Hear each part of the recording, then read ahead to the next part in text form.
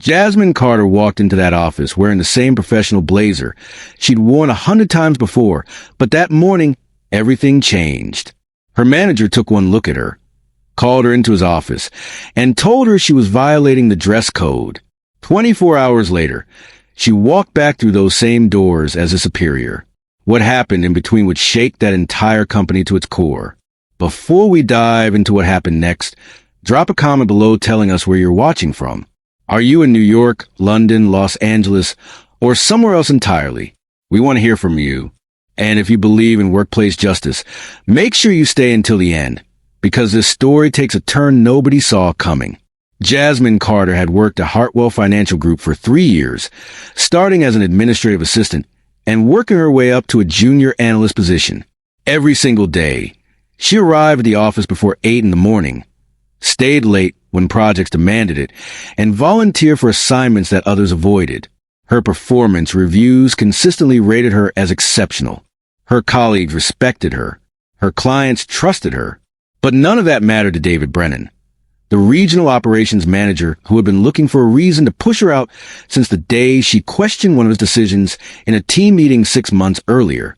David was the kind of manager who viewed any challenge to his authority as a personal attack, the kind who kept mental lists of perceived slights and waited for the perfect opportunity to settle scores. He had built his career on intimidation and politics rather than competence, surrounding himself with people who knew better than to speak up when they noticed his mistakes. That Tuesday morning in September started like any other. Jasmine wore a navy blue pantsuit with a cream-colored blouse, an outfit she had purchased specifically because it projected the kind of professional image the company valued. Her hair was styled in neat braids that fell just past her shoulders, a protective style she had worn dozens of times before without comment.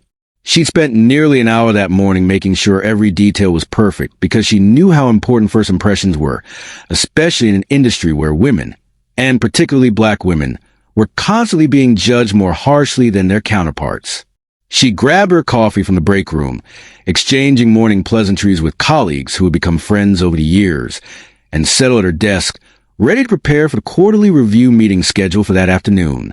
She had spent weeks putting together a presentation that highlighted inefficiencies in their current client onboarding process. She had interviewed staff members across multiple departments, analyzed data going back 3 years, and developed a comprehensive proposal that would streamline operations while improving client satisfaction. She had data, she had solutions, and she had the confidence that comes from knowing your work is solid. This presentation represented months of work done on top of her regular responsibilities, countless late nights reviewing spreadsheets and crafting proposals that would be impossible to dismiss. She knew David would be in that meeting. She knew he would look for ways to poke holes in her analysis. But she also knew her work was airtight. At 9:15, before she had finished her first cup of coffee, David appeared at her desk. He didn't greet her. He didn't smile. He didn't ask if she had a moment or if this was a good time. He simply said 3 words that would change everything. My office. Now, the tone carried the weight of authority mixed with something else, something that made the hair on the back of Jasmine's neck stand up. She recognized that tone from previous encounters, that particular edge that suggested he had been waiting for this moment. Jasmine followed him down the hallway, her mind racing through possibilities. Had she made an error in her report? Had a client complained? Had someone misinterpreted an email she'd sent?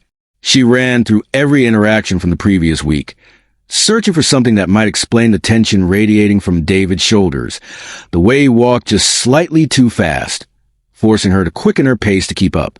It was a power move, subtle but deliberate, the kind of thing he did to remind people of their place in the hierarchy. He closed the door behind them with more force than necessary, the sound echoing in the small office. He didn't offer her a seat. He didn't gesture toward the chair's position in front of his desk. Instead, he stood behind his desk with his arms crossed, positioning himself above her in a way that was clearly meant to intimidate. When he finally spoke, his voice carried that particular tone of false concern that barely masked contempt, the kind of voice people use when they want to pretend they're doing you a favor while they destroy you. Jasmine, we need to talk about your appearance, he said, not even bothering with pleasantries or preamble. She blinked, genuinely confused. Of all the possibilities she had run through in her mind during that walk down the hallway, this had not been one of them. My appearance? Your hair, he said, gesturing vaguely at her head with a wave of his hand that somehow managed to be both dismissive and accusatory at the same time. It's not appropriate for our corporate environment. The dress code clearly states that employees must maintain a professional appearance at all times. The words hung in the air like poison, seeping into every corner of the room. Jasmine felt her stomach drop, that sickening sensation of understanding washing over her in waves. She'd heard stories like this. She'd read articles about black women being targeted for their natural hair or protective styles. She'd seen the news reports about students being sent home from school, about employees being fired, about an entire system designed to police black bodies and force them conform to white standards of professionalism. But she never thought it would happen to her. Not here. Not at a company that proudly displayed diversity statements on their website, that celebrated Black History Month with carefully curated social media posts, that claimed to value inclusion while quietly enforcing standards that excluded anyone who didn't fit a narrow definition of acceptable. My hair is professional, she said, keeping her voice steady despite the anger building in her chest like a storm gathering strength. I've worn braids at work before. I've worn my natural hair. Nobody has ever said anything. This was true. She had been deliberately varied in her hairstyles over 3 years she'd worked at Hartwell, testing the waters, seeing what would and wouldn't be accepted. She'd worn her hair natural and curly. She'd worn it straightened. She'd worn different types of braids and twists. And in all that time, through all those variations, not a single person had suggested there was anything unprofessional about her appearance. Well, I'm saying something now, David replied, his tone suggesting that his word was final, that this conversation was really just a formality before he implemented whatever decision he had already made. The dress code requires professional grooming standards. Your hairstyle is distracting and doesn't align with the image we present to clients. Distracting to whom? Jasmine asked, her voice sharper now. The anger started to break through the careful professionalism she maintained like armor. I've received nothing but positive feedback from clients. My work speaks for itself. I have emails, commendations, thank you notes from clients who specifically requested to work with me again. So please, explain to me exactly who is being distracted by my hair. David's jaw tightened, a muscle jumping near his temple. He wasn't used to being challenged, particularly not by someone he considered beneath him in the corporate hierarchy. This is a negotiation, Jasmine. I'm not here to debate the merits of your hairstyle. Either you change it to something more appropriate, or we're going to have a problem. What you're describing is discrimination, Jasmine said, her heart pounding so hard she could feel in her throat, but she refused to let her voice shake. My hairstyle is a protective style worn by black women. Targeting me for this is illegal under both federal law and state law. The Crown Act specifically prohibits discrimination based on natural hair texture and protective hairstyles. Don't throw legal terms at me, David snapped, his facade of professional concern dropping completely. I've been in this business for 20 years. I know what's appropriate and what isn't. And I'm telling you right now, if you show up to work tomorrow looking like this, there will be consequences. Real consequences. Do you understand me? Jasmine stood there, staring at this man who had the power to destroy her career with a single decision. This man who probably went home and told his family he wasn't racist, who probably believed he was simply maintaining standards, who had probably never once considered that those standards were designed specifically to exclude people who looked like her. She thought about backing down. She thought about the bills she had to pay, the student loans that still weighed on her like an anchor, the apartment lease she just renewed with a rent increase she could barely afford. She thought about her mother, who had worked 3 jobs to put her through college, who had told her that education and hard work would be enough to overcome any obstacle. She thought about starting over somewhere else, about explaining in interviews why she left her previous position, about the gap in her resume and the reference she would never get from this company. But then she thought about every black woman who had been told her natural beauty wasn't good enough, wasn't professional enough, wasn't acceptable enough for spaces that were built to exclude her. She thought about the girls who would grow up learning to hate their own hair because the world told them it was wrong. She thought about the pattern of discrimination that would continue unchecked if someone didn't finally stand up and say enough. "Then I guess we have a problem," she said quietly, but with a firmness that left no room for misinterpretation. David's face reddened, a flush that started at his collar and spread upward like a stain. His hands clenched into fists at his sides, and for a moment, Jasmine wondered if he was actually going to lose complete control. "Fine," he said, his voice tight with barely contained rage. "Then as of right now, you're suspended pending a formal review of your conduct. Leave your access badge on the desk and collect your personal belongings. Security will escort you out." "You're firing me over my hair," Jasmine said, needing to hear him say it out loud, needing the words to exist in the space between them, so there'd be no ambiguity about what was happening. "I'm suspending you for insubordination and failure to comply with company dress code policies," David corrected. But they both knew what this really was. They both understood that insubordination was code for refusing to be diminished, that failure to comply meant refusing to erase a fundamental part of her identity to make him comfortable. Jasmine left the office with her head held high, even as tears threatened to spill down her cheeks, even as her hands shook with a combination of rage and fear. She packed her desk while her colleagues watched in stunned silence, their faces carefully neutral in that way people perfect when they're afraid of being associated with someone who's been marked for removal. Nobody said anything. Nobody stood up for her. Nobody asked what had happened or suggested that maybe this was wrong. They just watched the security walk her to the door like she was some kind of criminal, like she had stolen something rather than simply existed in her own skin. What David didn't know, what nobody in that office knew, because Jasmine had been careful never to mention it, was that she wasn't just a junior analyst with no connections. Her uncle, Marcus Richardson, was a senior partner at one of the largest private equity firms in the country, the kind of firm that moved markets with their decisions and made headlines with their acquisitions. She'd never mentioned this connection because she wanted to succeed on her own merits, because she had watched too many people dismiss the accomplishments of women and people of color by attributing their success to who they knew rather than what they could do. She'd never used his name to open doors because she believed in earning her place, in proving that she belonged to the quality of her work rather than the weight of her family connections. But walking out of that building, publicly humiliated and illegally terminated, carrying a box of personal belongings like some corporate cliche, she finally made a phone call she'd been avoiding for 3 years. She sat in her car in the parking garage, staring at her uncle's name in her phone contacts, her finger hovering over the call button for several long seconds before she finally pressed it. "Uncle Marcus," she said when he answered, her voice cracking slightly despite her best efforts to sound composed. "I need your help." She told him everything, the words tumbling out in a rush now that she finally started talking.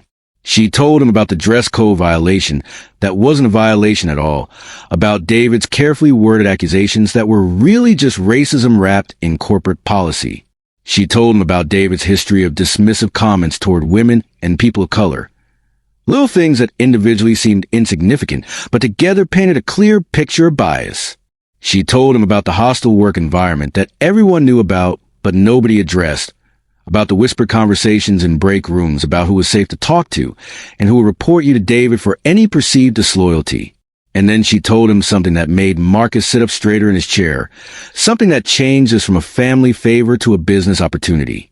"I have documentation," Jasmine said, her voice steadier now. "Emails, performance reviews, witness statements from colleagues who experienced similar treatment. I've been keeping records for the past 6 months, ever since I realized David was building a case against me. I have everything saved in multiple locations. Cloud storage, external drives, printed copies in a safe deposit box. Everything." Marcus was quiet for a long moment, and Jasmine could almost hear the wheels turning in his mind, could imagine him already running through scenarios and possibilities. Then he said, "Send me everything, every email, every document, every piece of evidence you have. And Jasmine, don't worry about finding another job. I have something better in mind." While Jasmine was building her case, compiling files, and reaching out to former colleagues who had left the company under similar circumstances, Marcus was making phone calls. It turned out that his firm had been considering an acquisition of Hartwell Financial Group, for the past 8 months. The numbers made sense on paper. The client base was solid, and there was significant potential for growth if the company could be properly restructured. But they've been hesitant because of concerns about the company's management structure and workplace culture, concerns that emerged during their due diligence process but have been difficult to quantify.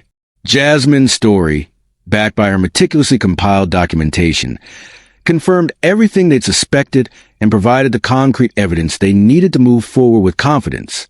That evening, after she had spent hours uploading files and writing detailed accounts of incidents she'd witnessed or experienced, Marcus called Jasmine back. "The acquisition is moving forward," he said without preamble. "We're accelerating the timeline based on what you've shown me. Within 2 weeks, Hartwell Financial Group will be under new ownership, and we'll be implementing immediate changes to address the systemic issues in their management structure. And we need someone who knows the company inside and out, someone who understands where the problems are and how to fix them, someone who has the credibility and the competence to rebuild what's been broken.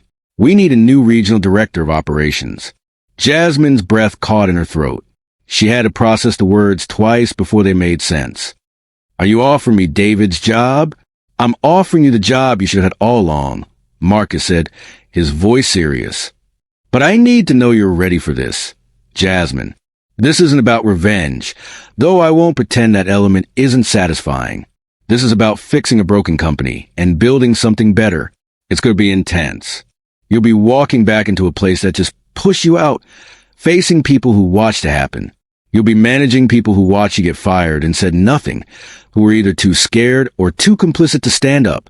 And you'll be directly supervising the man who thought he could destroy your career over your hair. Can you handle that? Can you walk back in there and lead, not just prove a point?" Jasmine thought about it for exactly 3 seconds, though she had actually known her answer the moment he asked the question. "I'm ready." The next 2 weeks moved like a whirlwind, like one of those time-lapse videos where you can see flowers blooming and seasons changing in a matter of seconds. The acquisition was announced on a Thursday, the news breaking just after market close to minimize disruption. By Friday morning, the executive team from Marcus's firm had already started implementing changes, moving with the kind of efficiency that comes from careful planning and unlimited resources. The official press release mentioned leadership restructuring to better align with company values and legal compliance standards, corporate speak that seemed innocuous to anyone not paying attention, but was terrifying to those who understood what it actually meant. Anyone who could read between the lines knew the heads were going to roll, that the old guard was being swept out and replaced with something new. David Brennan heard about the acquisition like everyone else, through an impersonal company-wide email that landed in his inbox while he was eating lunch at his desk. He wasn't particularly worried at first. He'd survived 3 different ownership changes in his career, had watched other managers panic and scramble while he calmly navigated the transitions.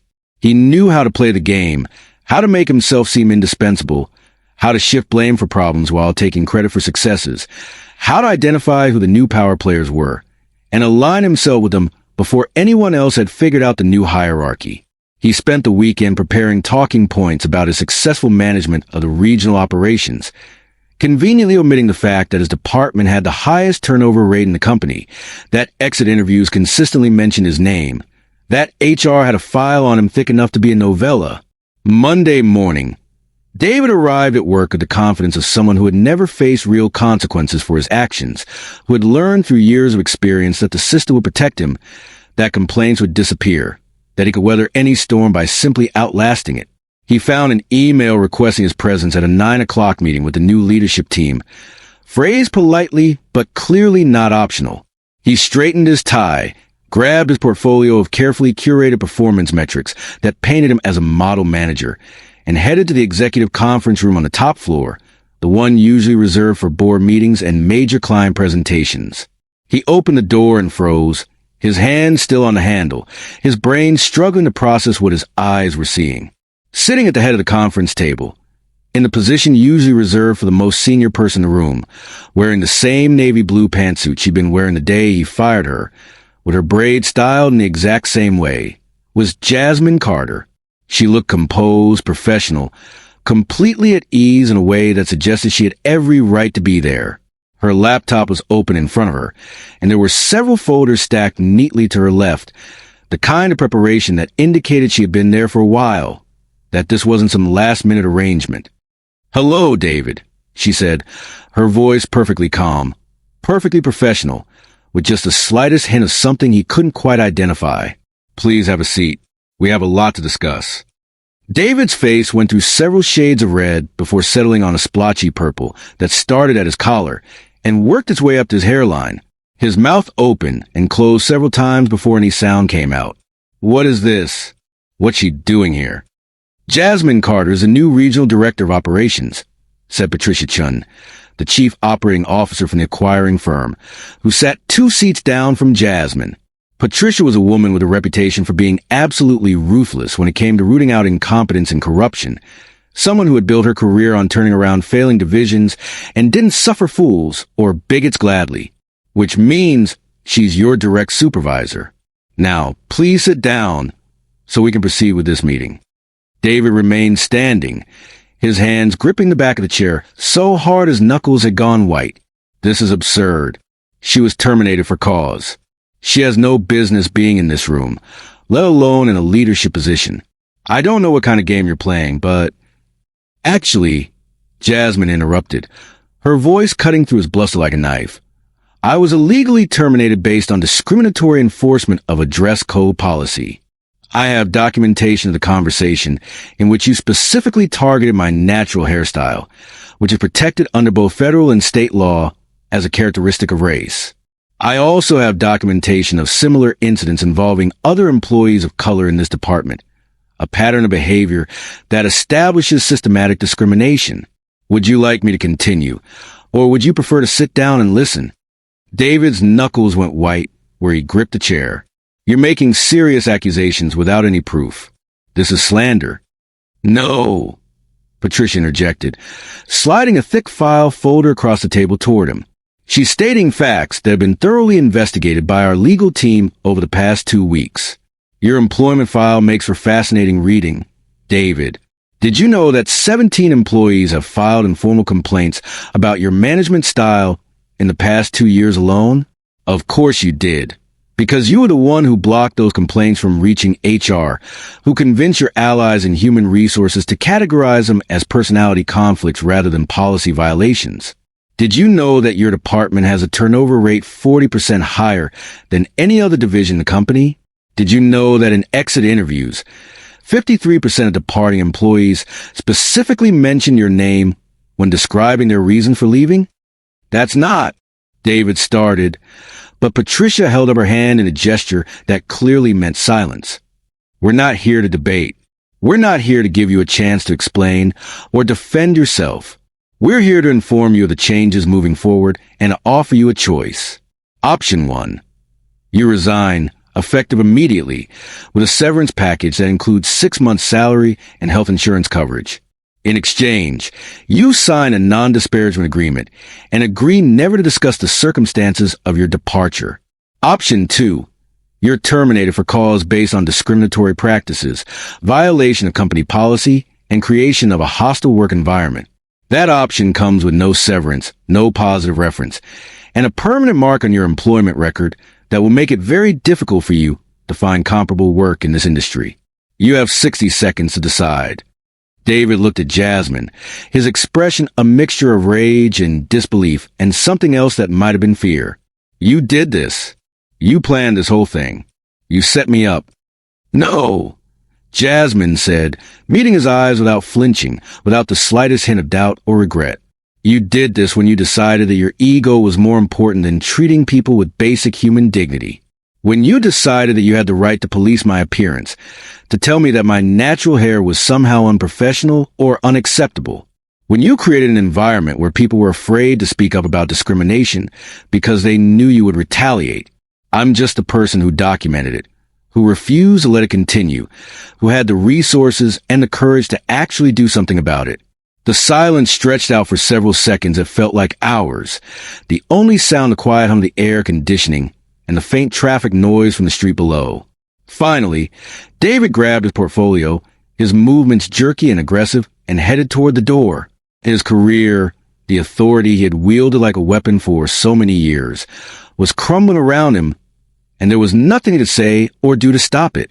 Before he left, he turned back one last time, needing to have the last word, needing to try to diminish her one more time. "You won't last 6 months," he said to Jasmine, his voice carrying a note of desperate certainty. "You don't have what it takes to actually run this department. You'll crash and burn, and everyone will see that you only got this job because of your connections, not because you earned it."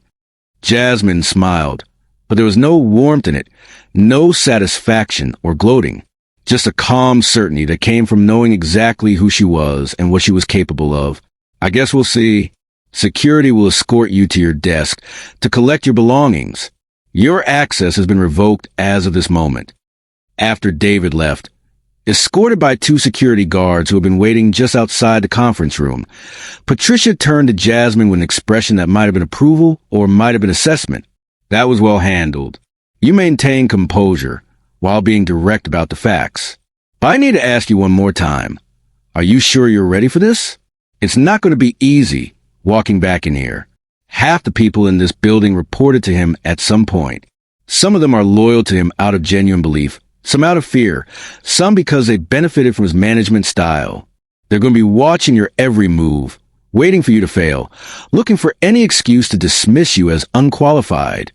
"Let them watch," Jasmine said, opening her laptop and pulling up a document that contained her 90-day plan, pages of detailed analysis and strategic initiatives she had been developing over the past 2 weeks. "I have work to do." The following morning, Jasmine called an all-hands meeting for the Regional Operations Department. The message went out at 7:30, giving people just enough time to arrive at the office and grab their coffee before the mandatory 9 o'clock gathering. Every employee who had watched her get escorted out by security just 2 weeks earlier was now sitting in the conference room, waiting to hear what she had to say. The energy in the room was electric with anxiety and curiosity, and, in some cases, barely concealed hostility. She stood at the front of the room, looking at the faces of people who had been her colleagues and were now her direct reports. Some looked curious, genuinely interested in what she might say. Some looked uncomfortable, shifting in their seats and avoiding eye contact. Some looked openly skeptical, their arms crossed and their expressions clearly communicating that they had already decided she was unqualified. And some wouldn't meet her eyes at all, faces marked by shame or guilt, or perhaps just the kind of social awkwardness that comes from not knowing how to address an uncomfortable situation. "I know this transition has been sudden," Jasmine began, her voice clear and carrying to every corner of the room. "I know some of you have questions about what happened, about why I'm standing here instead of David, about whether this change is real or just temporary. I'm not going to pretend that the last 2 weeks haven't been difficult. I'm not going to pretend that there isn't history between me and some of you, or that we can just move forward as if nothing happened. But I'm also not going to dwell on the past or use this position to settle scores. We have too much work ahead of us, work that matters more than any personal grievances." She pulled up a presentation on the screen, the same presentation she had been preparing the day David fired her, now updated with additional data and refined recommendations. "This company has serious problems, and I'm not going to sugarcoat them or pretend they don't exist. We have inefficient processes that waste time and money, systems that were implemented years ago and never updated even when it became obvious they weren't working.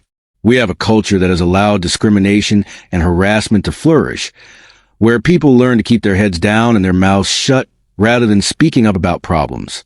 We have talented people, genuinely capable people, who are afraid to show initiative or propose new ideas because they've learned that honesty gets punished and conformity gets rewarded.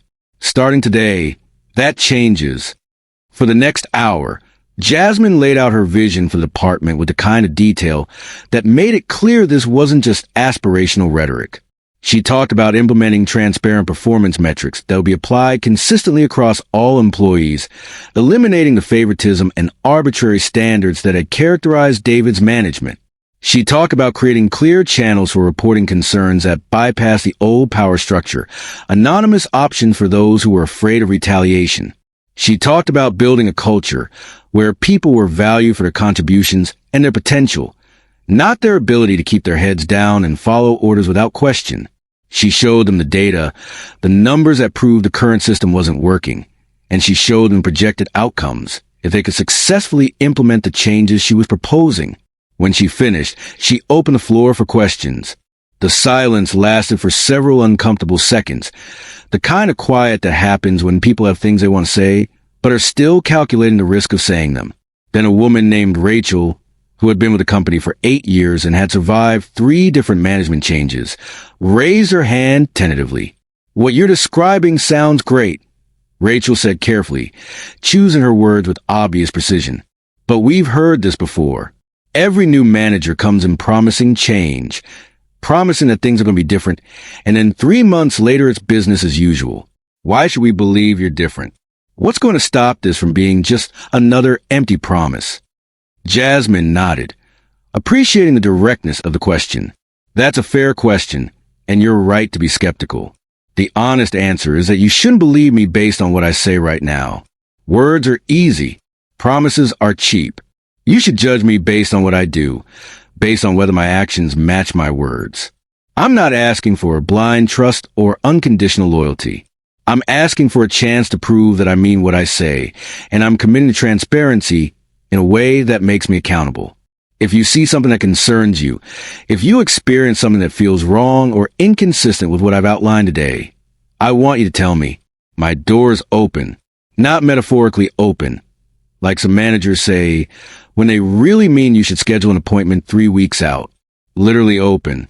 If I'm in my office and the door is open, anyone can walk in and talk to me about anything that matters to them. Over following weeks and months, Jasmine proved she meant every word of that promise. She implemented a new onboarding process that combined digital efficiency with personal mentorship, cutting client acquisition time by 30% while actually improving the quality of client relationships. She created a formal mentorship program that paired junior employees with senior leaders based on skill development needs rather than office politics, ensuring that promising talent got the guidance they needed regardless of who they knew or how well they networked at company events. She personally reviewed every employee file in the department, spending late nights going through years of performance evaluations and promotion decisions, looking for patterns of bias that had been invisible when viewed in isolation but became obvious when examined systematically. When she found those patterns, and she found plenty of them, she corrected them. She recommended salary adjustments for employees who had been consistently underpaid compared to their peers despite having better performance metrics. She initiated promotion reviews for people who had been passed over repeatedly despite being qualified. She implemented structured interview processes that reduced the impact of unconscious bias in hiring decisions. Every action was documented, every decision explained, every change implemented with transparency. She also made it clear that discrimination of any kind would not be tolerated, that the protection David had provided to certain favored employees was over. 2 managers who had been protected under David's leadership, who had been allowed to continue problematic behavior because they were politically connected or personally loyal to him, found themselves facing disciplinary action when employees felt safe enough to come forward with complaints they had been afraid to make before. One resigned before formal proceedings could begin, recognizing that the old system that had protected him was gone. One was terminated after an investigation confirmed multiple instances of harassment and retaliation. The message was clear and unmistakable. The old way of doing things was over, and nobody was above accountability. Not everyone was happy about the changes. Of course.